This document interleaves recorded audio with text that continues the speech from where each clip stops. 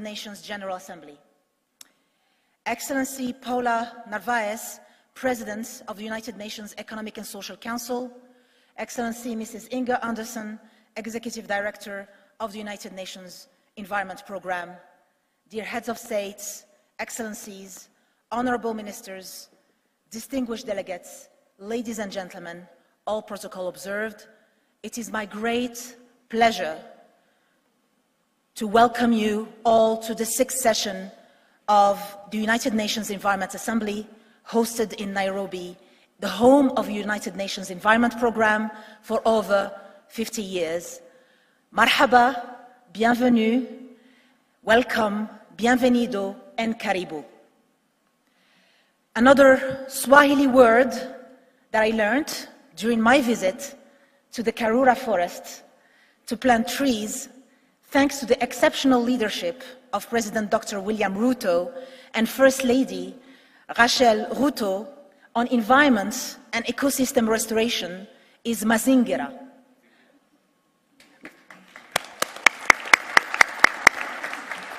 Which means environment.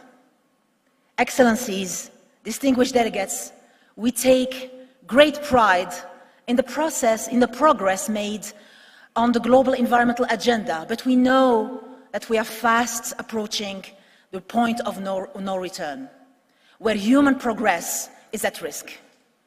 In many areas of the world, the point of no return was already reached. 3.2 billion people, or 40% of the world's population, is suffering from ecosystem degradation, requiring immediate action. We are here to ensure that multilateralism is strengthened to deliver solutions critical to tackling the planetary environmental crisis of climate change, biodiversity loss, and pollution, and their side effects of desertification, ecosystem degradation, and drought. Excellencies, distinguished delegates, let me say a few words about environmental multilateralism. In 2024, we have many reasons to be distracted by our mission of putting the world on a sustainable development path, since we are all facing 3 inflection points wherever we live. In 2024, there are at least 2 major armed conflicts in Europe and the Middle East, with devastating effects and global geopolitical, economic, and social implications that are felt in every part of the world. That is inflection point number 1. The second inflection point that might be distracting us as politicians and as policymakers is that 40% of the world's population might be electing or is electing its leaders this year. Leaders that might change or even reverse sustainability policies and achievements. And excellencies, distinguished delegates, the third inflection point in 2024 is that the multilateral system is under unprecedented pressure, to say the least. That is why UNEA-6, the highest level multilateral decision-making body on environmental issues, gathering in 2024 in Nairobi, Kenya, is critical. We are here at UNEA-6 to consolidate the achievements of our predecessors and to stay focused on our mission. We are here because we firmly believe in multilateral cooperation and international solidarity. My deep appreciation to UNEP for supporting member states and helping us stay focused on our mission at this critical time. My most sincere appreciation to UNEP Executive Director, Mrs. Inga Anderson, and her team for their unwavering commitment to steer global efforts to strengthen the environmental pillar of Sustainable Development Goals. And my sincere appreciations to UNON DG Zainab Bangura and her staff for all the logistical and security services 24/7. Excellencies, distinguished delegates, yes, the multilateral system is under unprecedented pressure. And yes, we can rise to the challenge and deliver. His Majesty, King Mohammed VI, in his message to COP28 Dubai, emphasized this urgency. Quoting, quote, the IMF World Bank annual meetings held in Marrakesh concluded that there was a pressing need to reform multilateralism and development financing. Two levers humanity came up with to meet the challenges of the 20th century, two levers in which we believe. It is that conviction which is motivating my country as President of the United Nations Environment Assembly. Unquote, end of His Majesty's statement. This assembly focuses on addressing threats to species and ecosystems, and threats to our air, our soil, our waters. This assembly is about committing to decisive actions and credible solutions. In 2024, we have no choice but to act faster and with greater ambition. Environmental threats are disproportionately affecting some communities more than others. Science tells us that impacts we are facing are worsening. Last year was the hottest on record.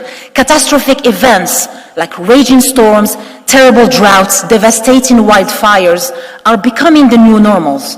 But we have the solutions in nature, in our technologies, in innovations, in finance.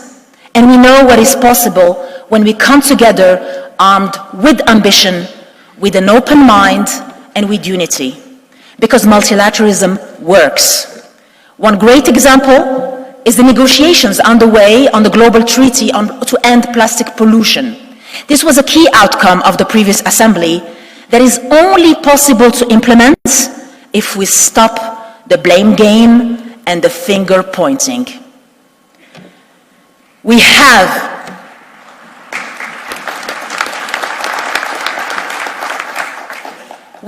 the opportunity to leave our mark this year too, in committing to ambitious actions on a range of environmental challenges.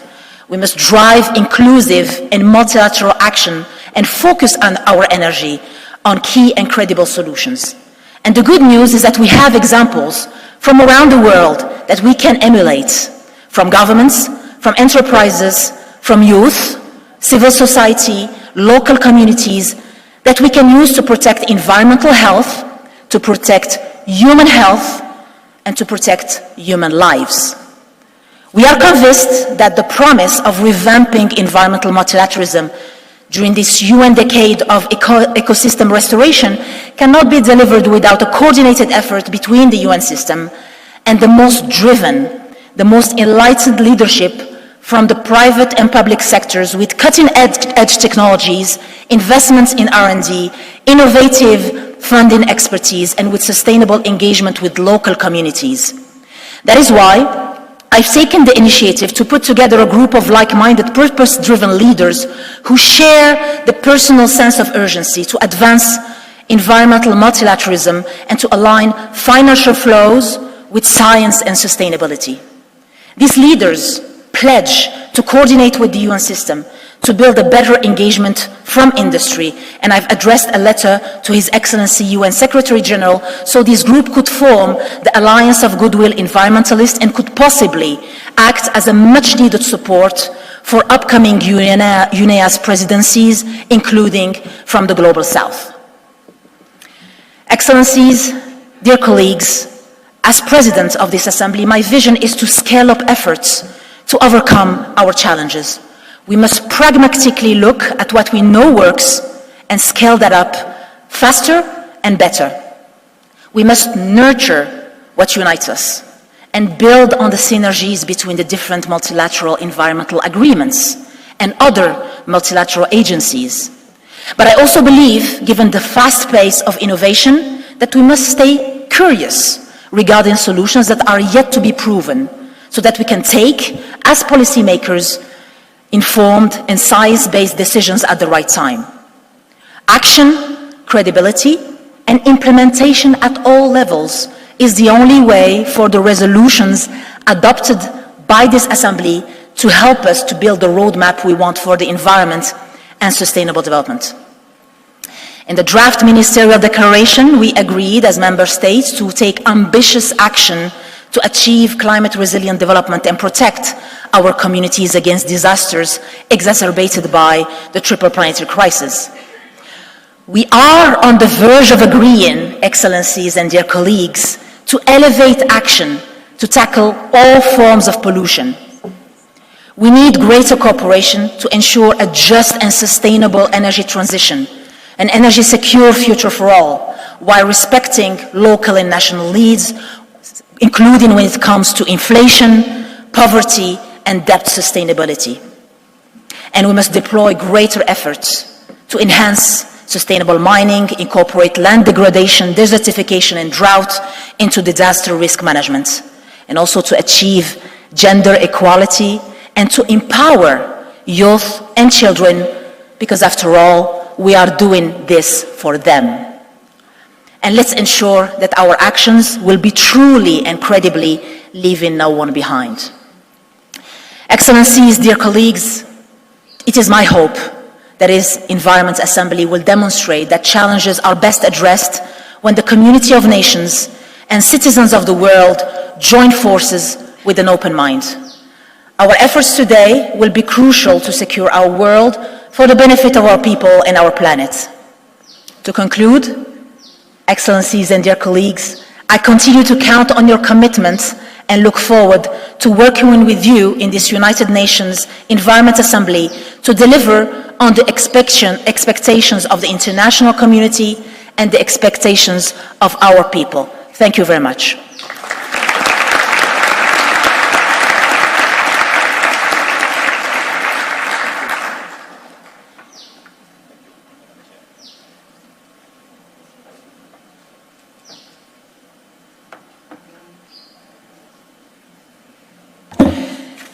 It is now my honor to invite His Excellency Denis Francis, President of the 78th session of the United Nations General Assembly, to address the Environment Assembly.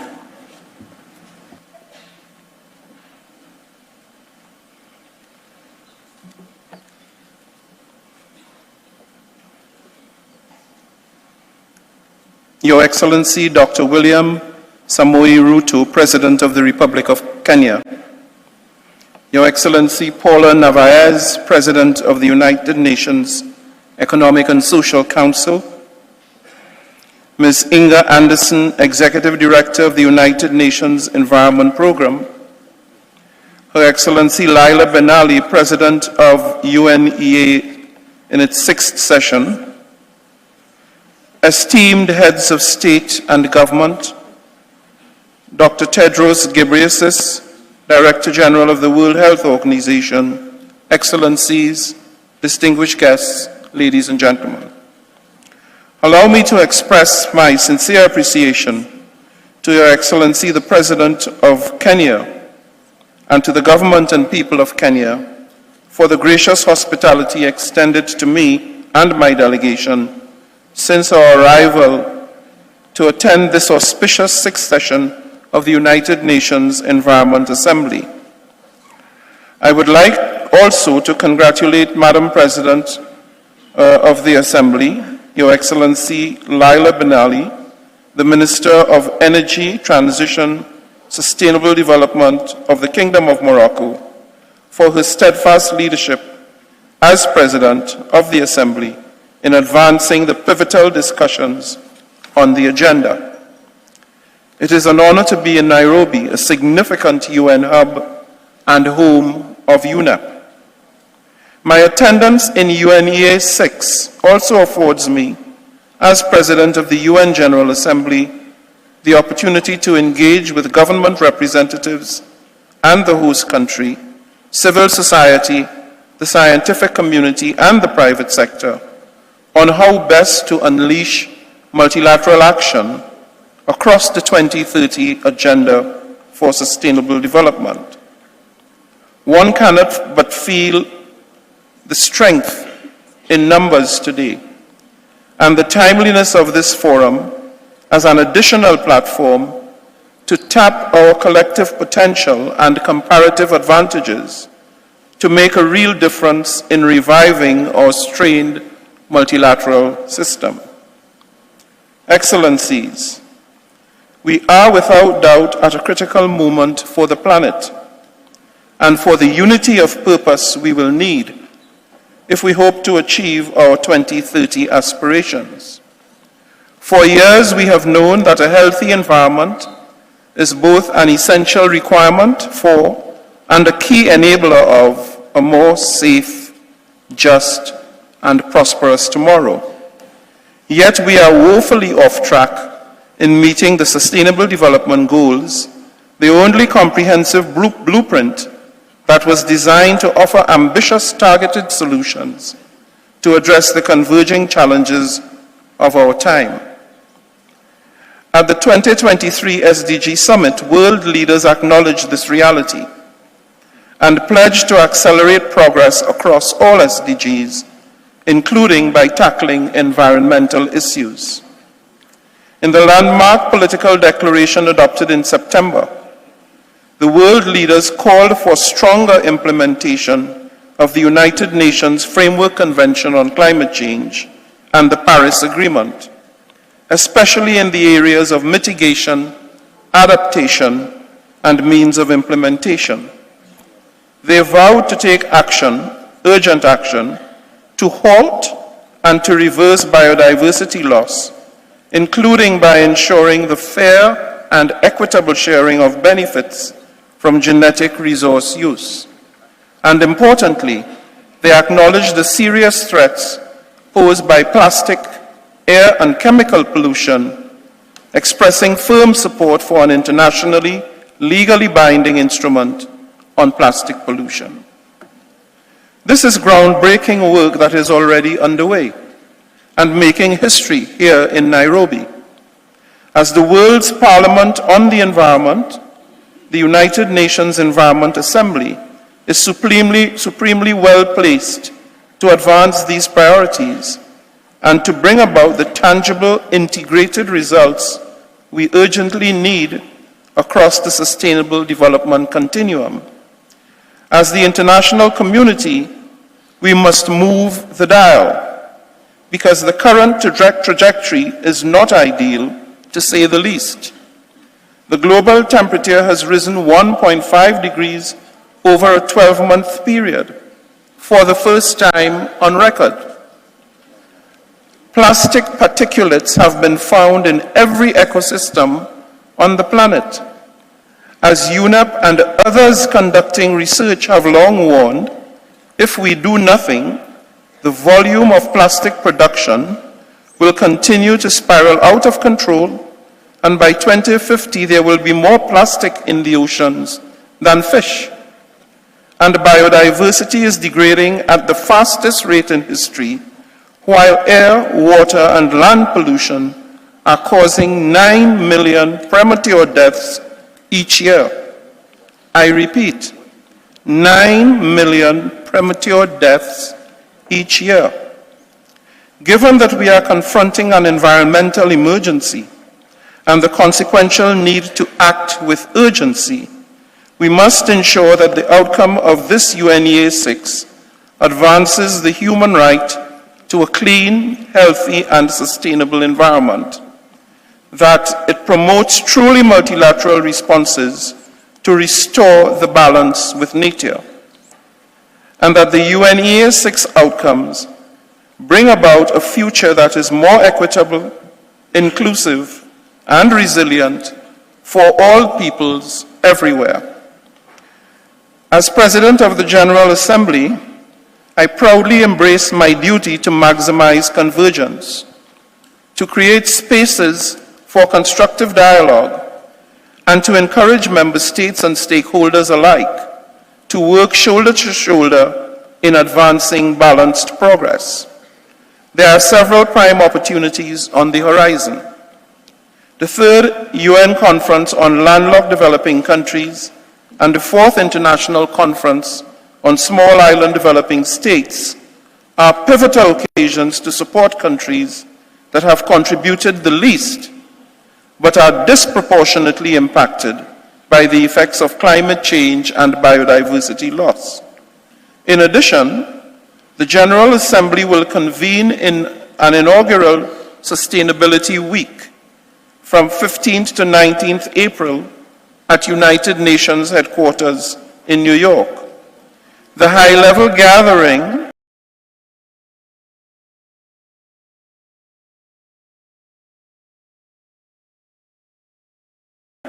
a cornerstone of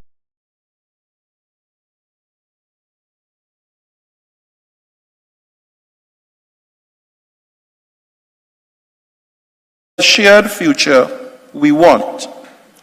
To that end, I encourage all member states to participate at the highest possible levels. Equally, I wholeheartedly applaud UNEA-6 aims to amplify the Summit of the Future and its anticipated outcome, the Pact of the Future, through its ministerial declaration to be adopted this week.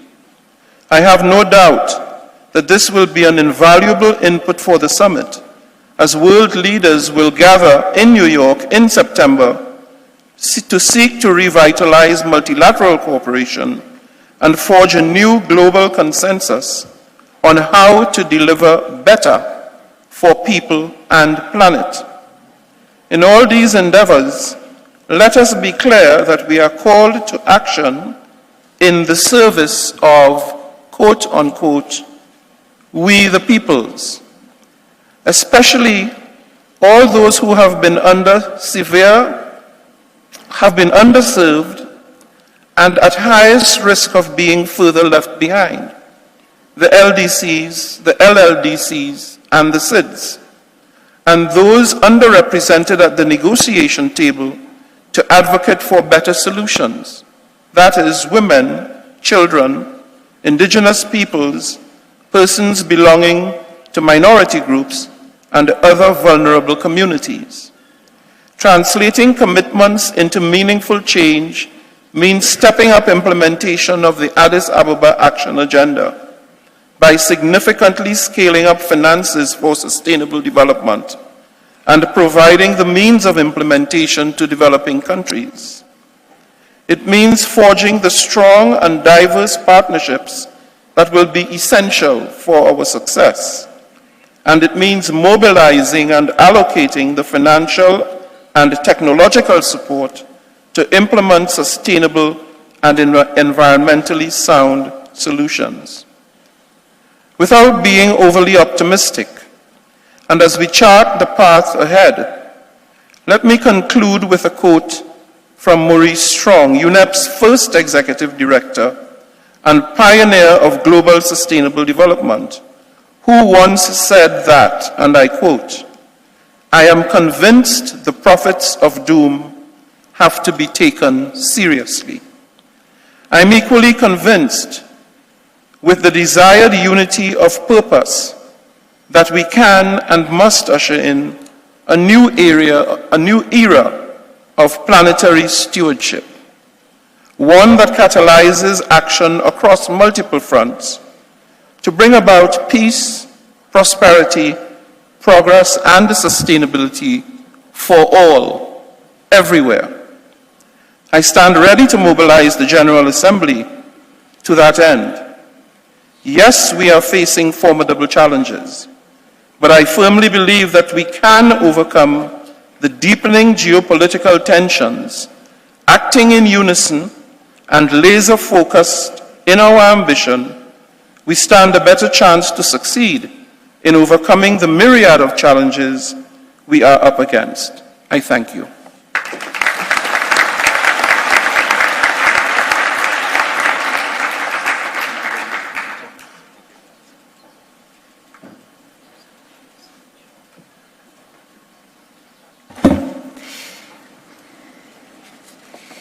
Thank you very much to the President of the General Assembly for these statements. I am pleased now to invite Her Excellency Paula Narvaez, President of the Economic and Social Council, to address the Environment Assembly.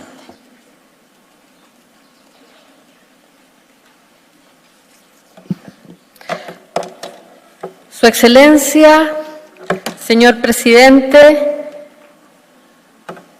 Dr. William de Kenia, Dr. William Ruto, Su Excelencia, Presidente de la Asamblea General, señor Denis Francis, Directora Ejecutiva de UNEP, señora Inga Andersen,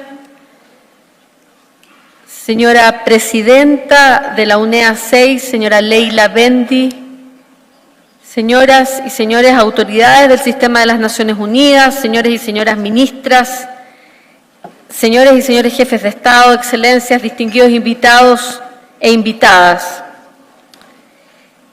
Es un verdadero placer sumarme a ustedes en esta fecha, en el 6º periodo de sesiones de la Asamblea de las Naciones Unidas sobre el Medio Ambiente.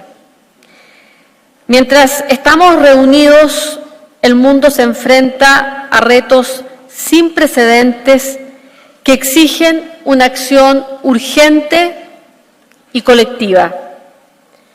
El tema del 6º periodo de sesiones de esta Asamblea, medidas multilaterales eficaces, integradoras y sostenibles para hacer frente al cambio climático, la pérdida de biodiversidad y la contaminación, subraya la magnitud de las crisis a las que nos enfrentamos y la necesidad imperiosa de adoptar medidas decisivas para hacerle frente.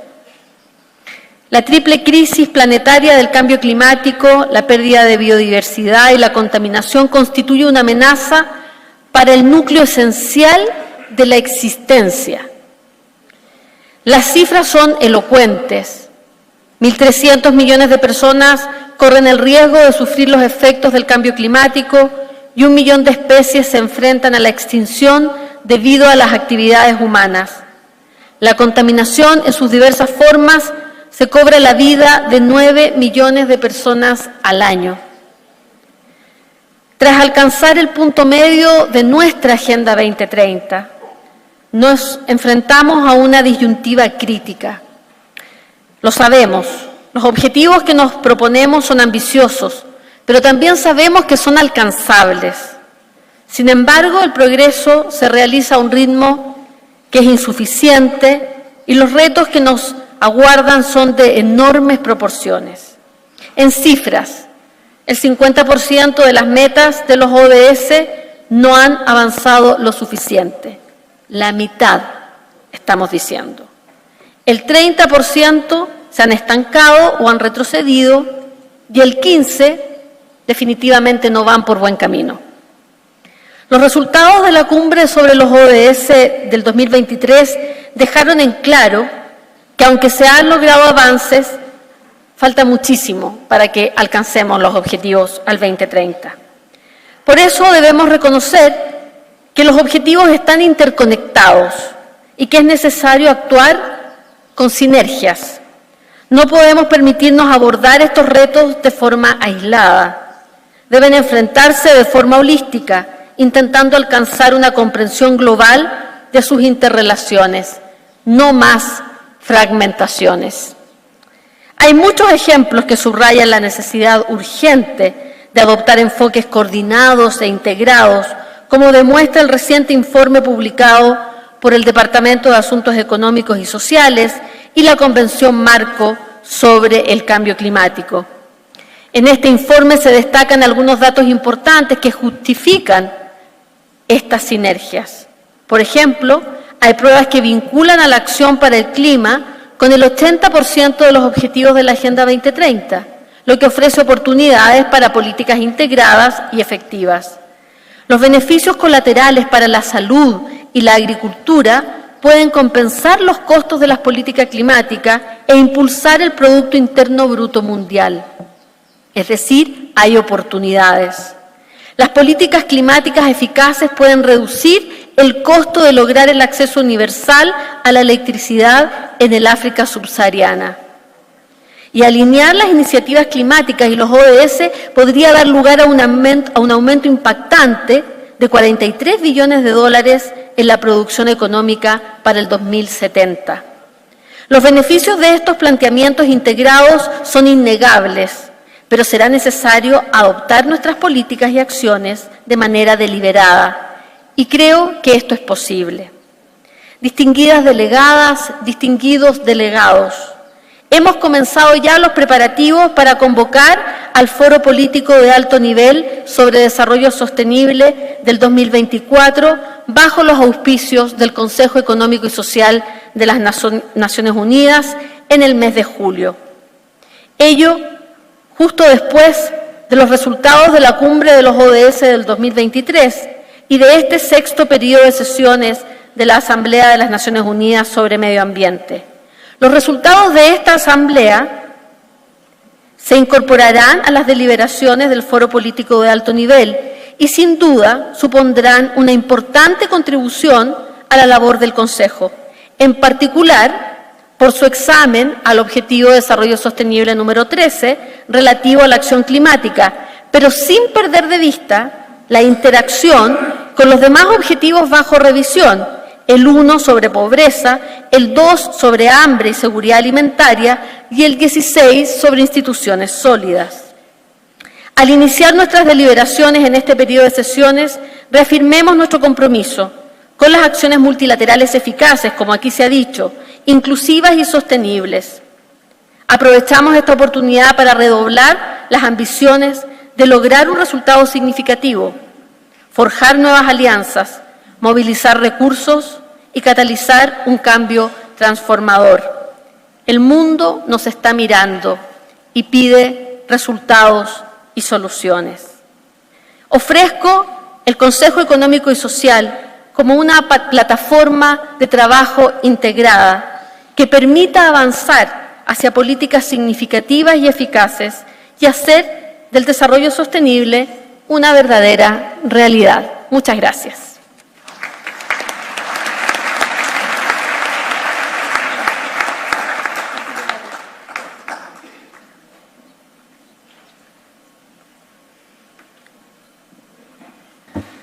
Muchas gracias a la señora Presidenta del Consejo Económico y Social. At this stage, I invite the Assembly to view a video message of His Excellency Antonio Guterres, Secretary General of the United Nations, who was unable to join us in person. President Ruto, dear leaders, excellencies, friends, thank you for coming together at this important assembly to tackle the environmental crisis we face. Your efforts are urgent. Our planet is on the brink. Ecosystems are collapsing. Our climate is imploding. And humanity is to blame. The fallout from poisoned rivers to rising seas harm us all. Yet, those least responsible suffer most, a burning injustice.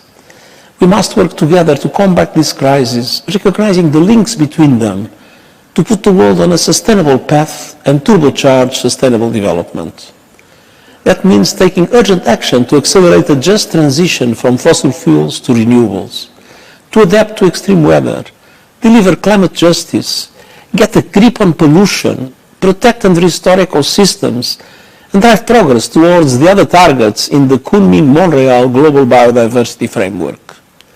Countries must set national targets to deliver that framework. They must capitalize the new Loss and Damage Fund, and they must create new economy-wide nationally determined contributions by 2025 that align with limiting global temperature rise to 1.5 degrees Celsius. Together, we need governments to deliver a new treaty on plastic pollution and to massively increase finance for sustainable development and for climate and biodiversity action in developing countries. I urge countries to deliver our proposed SDG stimulus. And all commitments made by developed countries must be met. We must also ensure that production and trade of those minerals critical to the renewables revolution is sustainable and provides maximum benefit to developing countries. The United Nations panel on critical energy transition minerals will support these efforts. This Assembly plays a vital role in driving environmental action.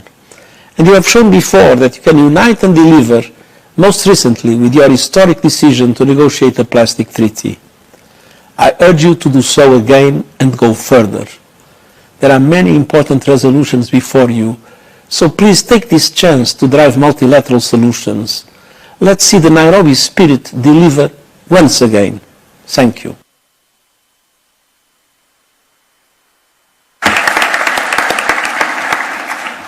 Thank you to His Excellency the Secretary General for his good wishes for this session. It's now my pleasure to invite Mrs. Inger Anderson, Executive Director of the United Nations Environment Programme, to address the Assembly.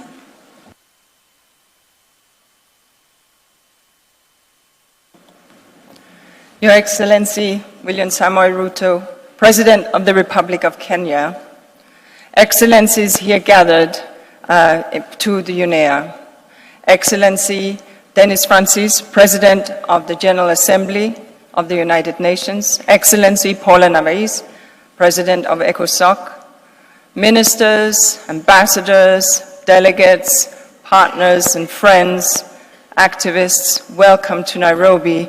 Special welcome, of course, to my colleagues from the United Nations. It's a pleasure to see you all here from other agencies.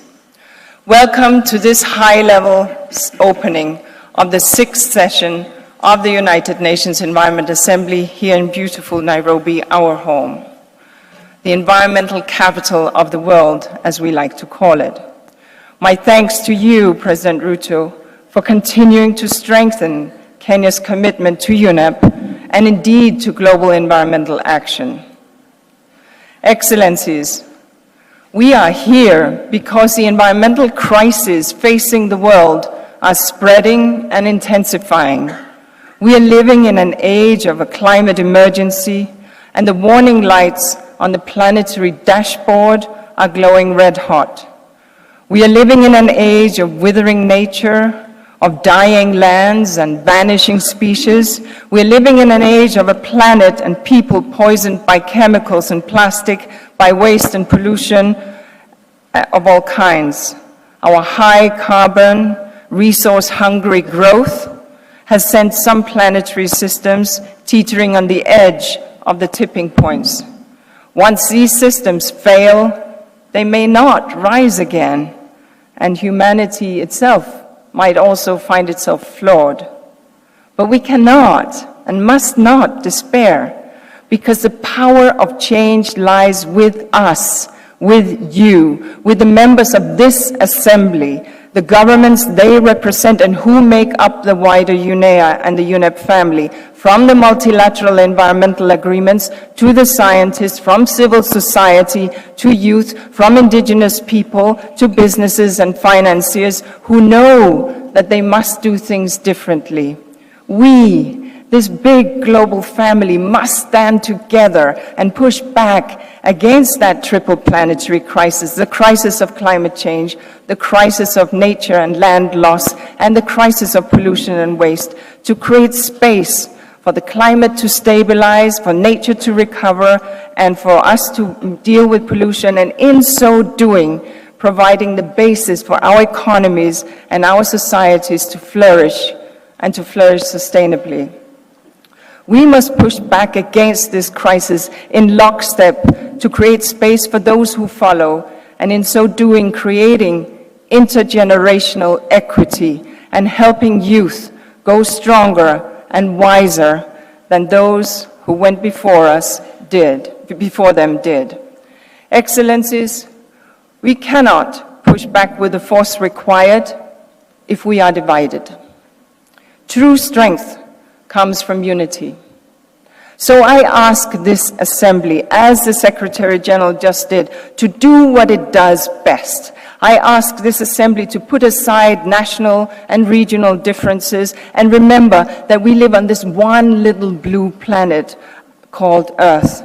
Think of the planetary cycles, not electoral cycles. Think long-term, look beyond the horizon. Remember that if my air is dirty, if my climate is changing, if my shores are awash with plastic, yours are too. If we stand together, we will either stand together or we will fall together. That is inclusive multilateralism. So I ask this assembly to once again show the Nairobi spirit, that spirit which we believe lives here on these rolling hills in Gigiri, that spirit that 2 years ago put us on a path to end plastic pollution. And I ask that you conclude the hard work that has gone on over the past weeks and months by passing the resolutions and decisions on the table in the strongest form possible, and to show the world that the Nairobi spirit is alive and well, and of course, once passed, to expeditiously implement them with determination. But I also ask you to recall that this assembly is more than just a set of resolutions or decisions. This is where the global community gathers to think and to dream bigger, to reimagine how we can work better and smarter and harder and faster together to hold the future that we want in our mind's eye and to make it happen. We saw that vision yesterday when the many multilateral environmental agreements that set the global guardrails on the environment came together here in Nairobi for the first time. It was a bit of a family reunion. They sought ways to lift each other up, to unite, and to become more than the sum of their parts. These agreements have already delivered many results. Let's recall some. Protecting the ozone layer. Many species and huge areas of land and sea protected. Slowed the rate of climate change. Raised the profile of desertification and land degradation action. Eliminated toxic substances dangerous to human and planetary health. And much, much more. Made in UNEP, these MEAs are making massive progress wherever they are and really delivering on environmental multilateralism. If they can do, they are here, and by unifying their efforts and by following suit, we can make a much stronger future that we all want become reality. Excellencies, as I said, we are living in an age of intensifying environmental threats, but we are also living in an age of cascading commitments, hope, and action. The environmental movement, as embodied in this assembly, is bigger than ever, stronger than ever, more united than ever. We can push back against the triple planetary crisis if we show unity of purpose at this assembly and beyond. We can purpose to shun fossil fuels and look towards renewable energy sources, purpose to conserve and restore the natural world and our lands, which gives us life, purpose to keep harmful chemicals, pollution, and waste out of our ecosystem, and yes, out of our bodies. This is our great task, the most important one we will ever undertake. Billions of people are depending on us to succeed. Let's not let them down. Thank you.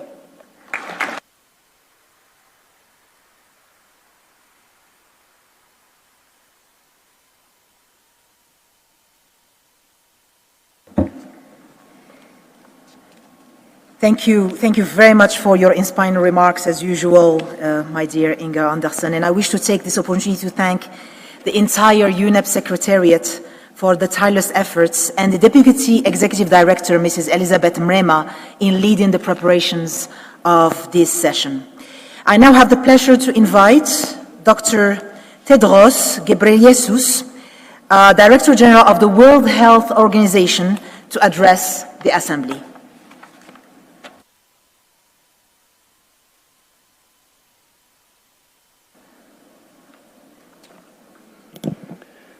Thank you, Your Excellency.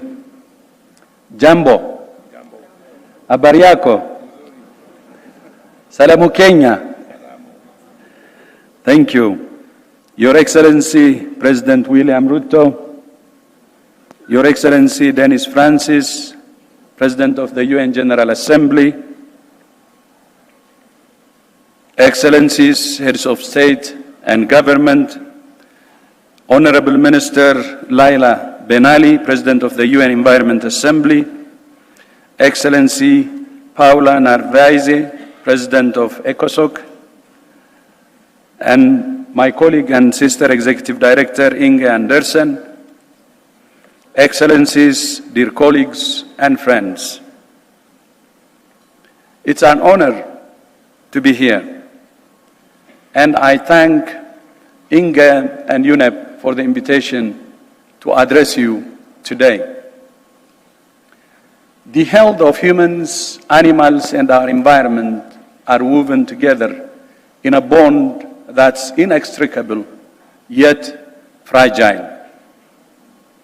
This is not a new realization. The father of medicine, Hippocrates, said, "The physician treats, nature heals." We're now relearning what humans have always known,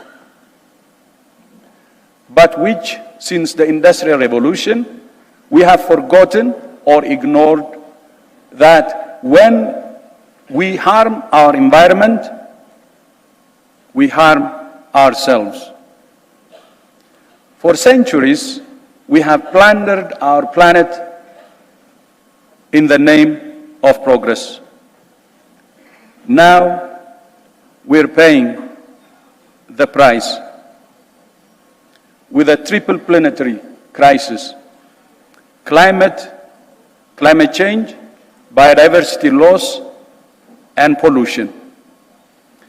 If our planet were a patient, it would be admitted to intensive care. Its vital signs are alarming. It's running a fever, with each of the last 9 months the hottest on record. As we hurtle towards the 1.5-degree threshold, its lung capacity is compromised, with the destruction of forests that absorb carbon dioxide and produce oxygen. And many of the Earth's water resources, its lifeblood, are contaminated. Most concerning of all, its condition is deteriorating rapidly. Is it any wonder then that human health is suffering when the health of the planet on which we depend is in peril?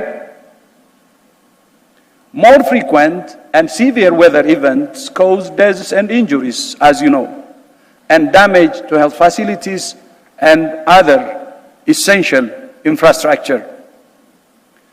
More heat waves contribute to more cardiovascular disease. Air pollution drives lung cancer, asthma, and chronic obstructive pulmonary disease. Chemicals such as lead cause intellectual disability, cardiovascular, and kidney disease. And drought and water scarcity affect food production, making healthy diets less affordable. Meanwhile, climate change is leading to shifts in the behavior, distribution, movement, range, and intensity of mosquitoes, birds, and other animals that are spreading infectious diseases such as dengue and malaria to new areas. Illegal wildlife trading also increases the risk of zoonotic spillover that can trigger a pandemic, highlighting the importance of primary prevention to reduce risk. The threats to health from climate change, pollution, and biodiversity loss are not hypothetical risks in the future. They're right here and right now, which makes health the most compelling reason for climate action. And yet, COP28 in Dubai last year was the first COP to include a day dedicated to health. And I would like to appreciate the leadership of the United Arab Emirates on this. The causes of this crisis are multi-sectoral. So too are its impacts, and so too must be our response. Collectively, we got ourselves into this mess. Collectively, we must get ourselves out of it. No single country and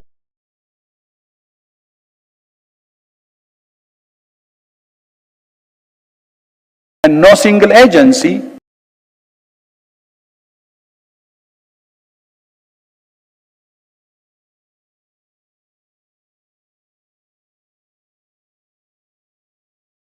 approach.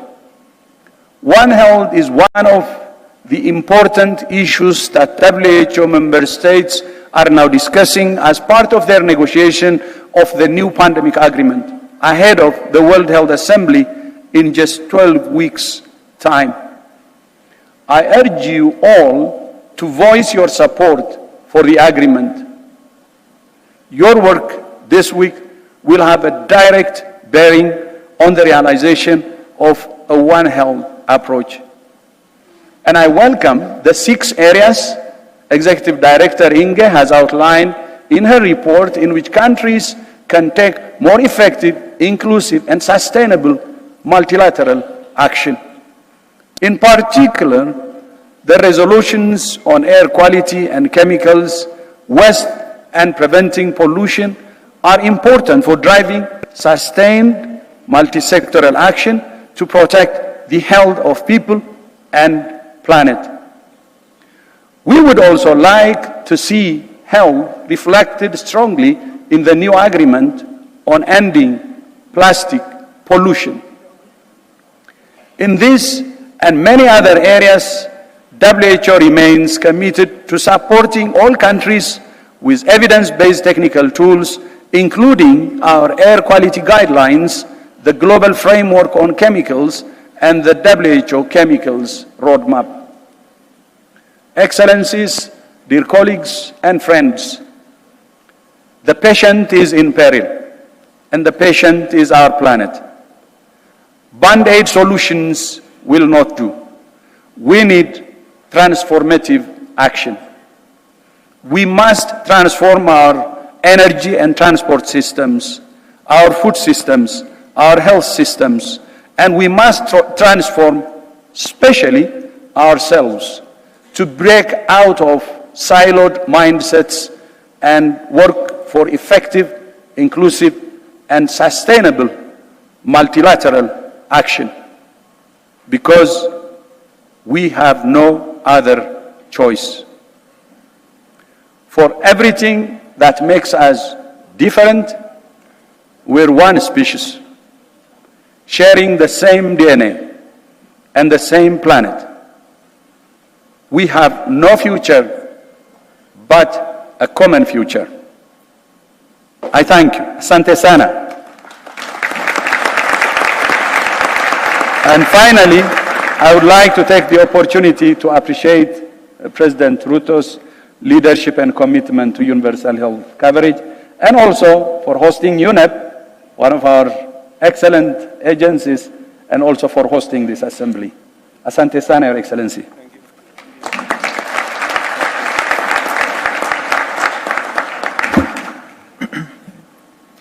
Thank you very much, dear Dr. Tedros and the Director General of the World Health Organization for this statement. And I think one sentence will resonate with us for the next couple of days. The physician treats, nature heals. Thank you. The Assembly will now hear statements by heads of states and governments. I now have the absolute honor to invite His Excellency William Ruto, President of the Republic of Kenya and Commander-in-Chief of the Kenyan Defense Forces, to address the Environment Assembly.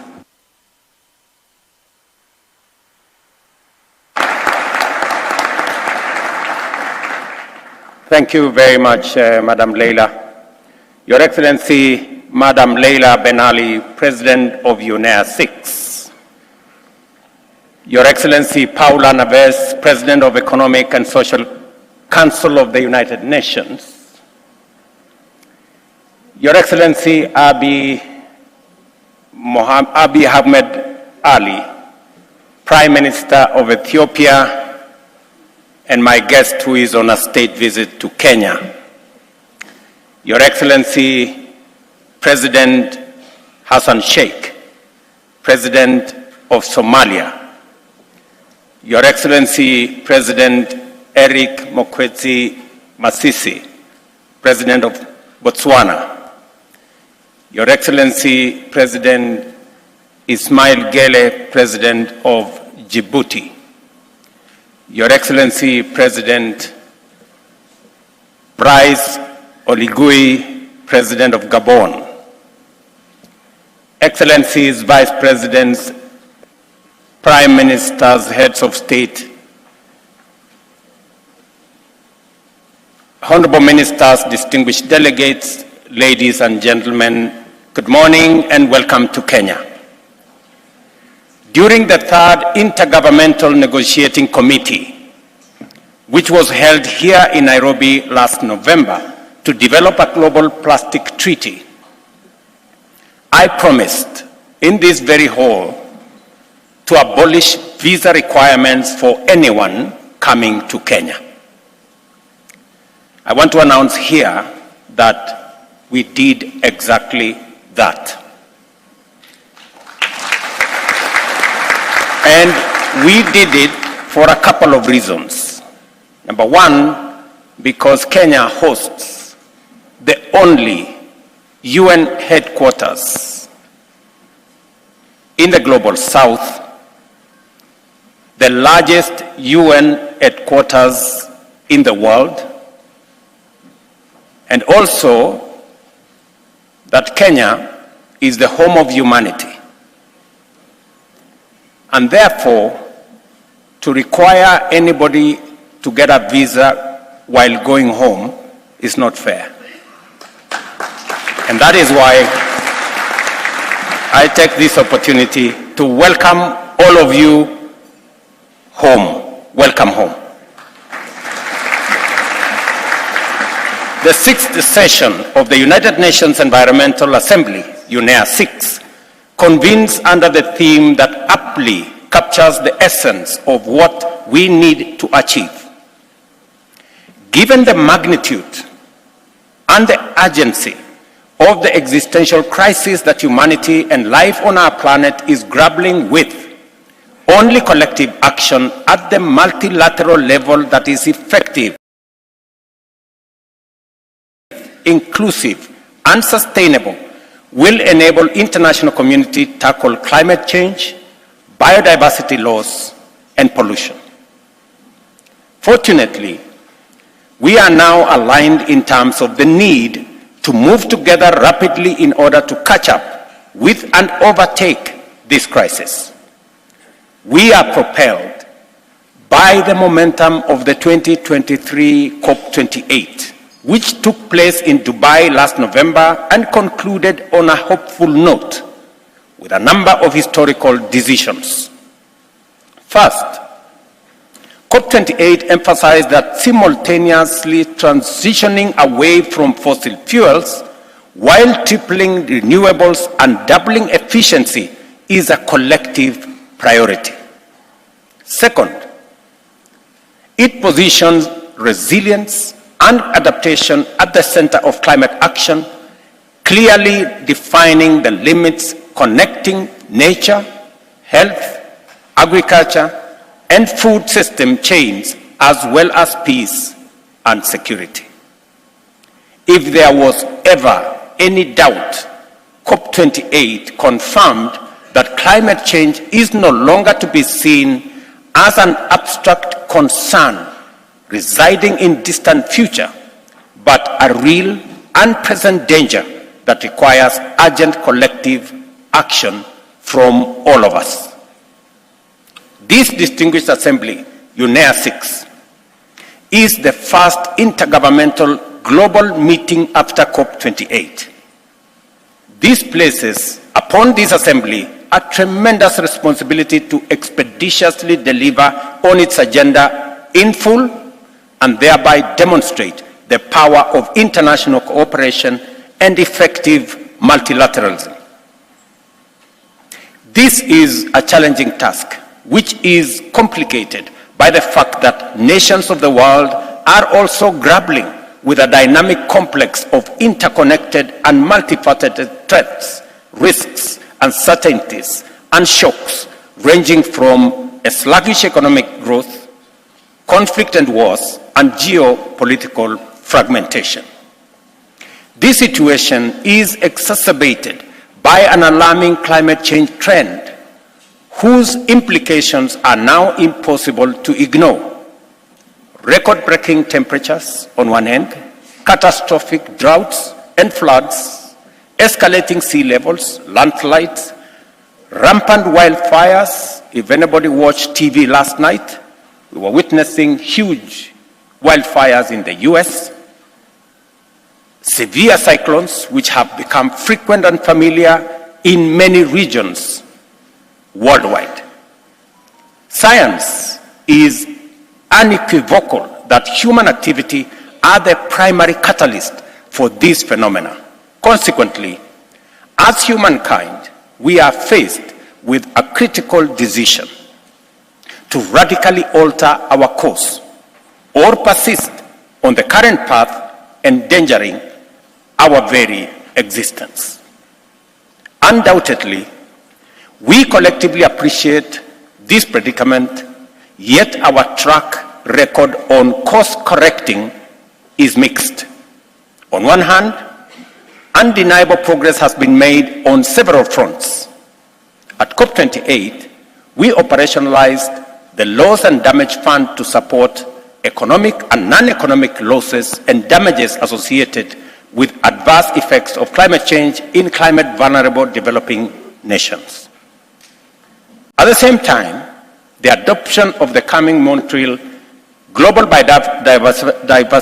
Diversity Framework was pivotal in defining the actions that must be taken under and within this decade in order to curb biodiversity loss by 2030 and set the planet on a path of restoration and recovery.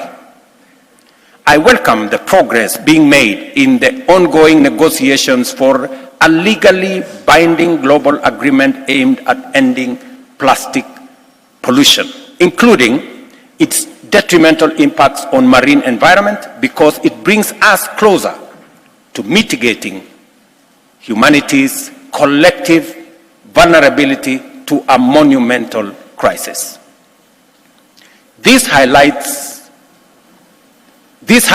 outline the various positive developments and are an eloquent statement to the collective determination and strategic foresight which now inspired our multilateral endeavors.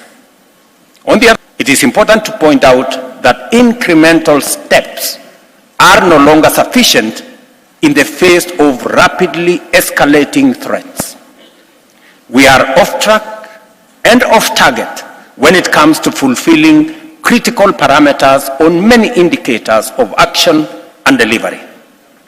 Despite increased awareness and efforts, global greenhouse gas emissions are still on the rise. Pollution patterns are veering in an alarming direction, and biodiversity is confronted with multifaceted and escalating threats, along with the risk of an accelerating rate of loss. No economy, community, or nation can tackle these challenges single-handedly with any hope of success. Nevertheless, for all of us, all the work must begin at home with effective domestic measures. Kenya, the government of Kenya has instituted a comprehensive institutional framework to anchor decisive interventions across numerous sectors, including energy and pollution, forest conservation, and critical landscape restoration, agriculture and food systems, as well as nature and biodiversity. The aim is to proactively reverse the impact of climate change and promote the resilience of our people and our economy.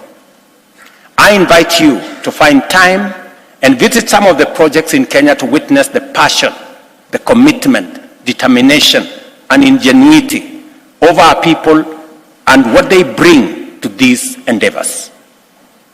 The understanding that the people are invested in climate action agenda and that our policies and strategies must make space for their effective participation has inspired the emergence of a bottom-up climate action paradigm in Kenya, complementing